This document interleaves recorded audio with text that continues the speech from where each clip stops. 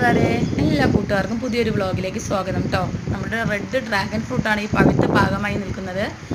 ഞങ്ങളുടെ ടെറസ് ഗാർഡനിലെ ഡ്രാഗനെ കുറിച്ച് കാണിക്കാം കേട്ടോ.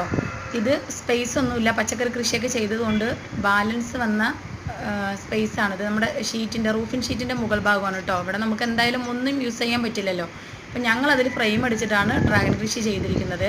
വെള്ളത്തിൻ്റെ ബോട്ടിലുകളിലാണ് നമ്മൾ ഡ്രാഗൻ്റെ ചെടികൾ നട്ടു കൊടുത്തിരിക്കുന്നത്. ഫ്രെയിം അടിച്ച് അതിൻ്റെ മുകളിൽ ടയറൊക്കെ വെച്ച് കൊടുത്തിട്ടാണ് സെറ്റ് ചെയ്തിരിക്കുന്നത്. യെല്ലോയും വൈറ്റും റെഡും ഉണ്ട് കേട്ടോ. ഡ്രാഗൻ്റെ മുട്ടാണ്.